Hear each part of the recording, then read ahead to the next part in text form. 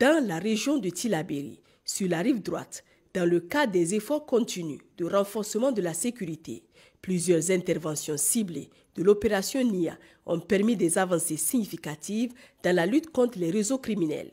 Le jeudi 21 novembre 2024, aux environs de 6 heures du matin, une unité des forces de sécurité opérant dans le secteur de Tamou a intercepté un important ravitaillement logistique destiné probablement au groupe criminel évoluant dans l'est du Burkina Faso. Le véhicule suspect, en route pour rejoindre Botou au Burkina Faso, a été appréhendé avec une quantité significative de vivres et de céréales. Les individus, le véhicule et sa cargaison ont été remis aux autorités compétentes pour approfondir les investigations. Dans la même dynamique, un renseignement exploité avec efficacité a conduit à l'arrestation, toujours à Tamou, d'un individu identifié comme un complice actif des réseaux criminels. Par ailleurs, lors d'une patrouille dans la zone de Dargol, un présumé terroriste, dénoncé par des sources collaboratrices, a été arrêté par un détachement militaire. Le suspect a été remis aux autorités compétentes pour approfondir les enquêtes. À Tera, dans la matinée du 21 novembre, vers 4 heures, une opération conjointe a été menée à proximité des sites de déplacés internes situés près des cimetières musulmans de la ville de Tera. Conduite par le directeur départemental de la police de Tera, cette mission a mobilisé les éléments de l'opération NIA, des forces de la police nationale ainsi que des patrouilles départementales. L'intervention planifiée suite au lancement de l'opération Nassara 1 le 16 novembre 2024 visait à contrer la possible infiltration d'éléments terroristes affiliés au GSM et à l'EIGS parmi les populations déplacées. Ces terroristes, en fuite sous la pression des FDS, pourraient tenter de se fondre dans ces communautés. Bien que l'opération n'a pas permis de saisir des armes, elle a conduit à l'interpellation de 39 individus suspects. Ces derniers ont été transférés au commissariat de police pour identification et investigation complémentaires. Dans la même région, sur la rive gauche du fleuve, la situation sécuritaire dans la zone d'Almahou est sous contrôle. Cependant, en mi-journée du jeudi 21 novembre 2024, les éléments déployés à Kandaji ont réalisé un coup de filet important en procédant à l'arrestation d'un individu bien connu dans la région pour ses liens présumés avec des groupes criminels. L'intéressé est également fortement suspecté d'avoir participé à la planification de l'attaque récente contre les infrastructures du contournement de Kandaji. Il a été immédiatement transféré à la brigade de la gendarmerie où des investigations approfondies sont en cours pour établir ses responsabilités et identifier d'éventuels complices. Dans la région de Tawa, dans le cadre de l'opération Chara, une mission de reconnaissance offensive menée dans les environs de Gawai a été confrontée à une attaque par un groupe criminel. La réaction rapide et déterminée des forces engagées a permis de neutraliser la menace avec succès.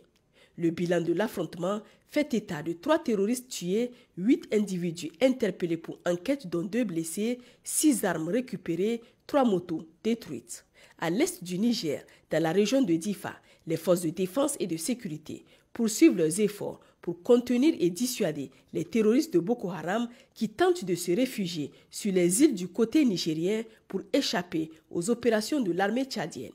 Ces efforts incluent des reconnaissances aériennes régulières visant à détecter et neutraliser tout regroupement potentiel de ces groupes. Dans la nuit du 20 novembre 2024, aux environs de 22h30, une reconnaissance aérienne de routine a détecté une vedette transportant du matériel logistique au nord de Bosso, près de l'île de l'Alewekeria. L'intervention rapide des chasseurs a permis de neutraliser plusieurs individus et de détruire un important stock logistique, portant ainsi un coup significatif aux capacités opérationnelles de Boko Haram. Ces actions témoignent de la vigilance et de l'efficacité des FDS dans la sécurisation de la région et la lutte contre les menaces terroristes. Dans le nord du pays, dans la zone de défense numéro 8, dans le cadre du renforcement des efforts pour la souveraineté nationale et la lutte contre l'impérialisme, un groupe significatif d'anciens combattants du Front patriotique de libération s'est rallié aux autorités nationales.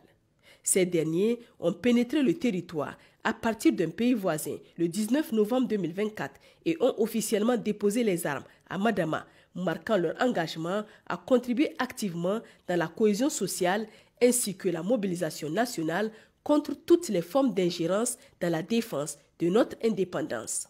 Le groupe a remis un important lot de matériel comprenant plusieurs armes lourdes et légères, des équipements de communication, des véhicules ainsi que des milliers de munitions variées.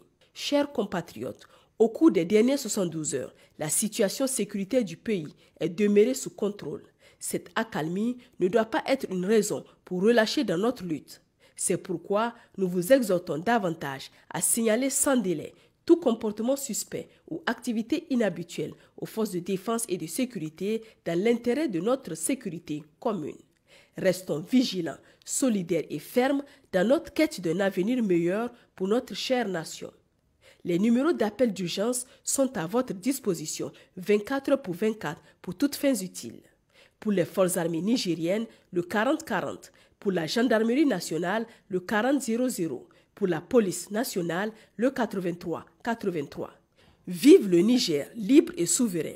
Vive les forces de défense et de sécurité. Vive les citoyens résilients et engagés.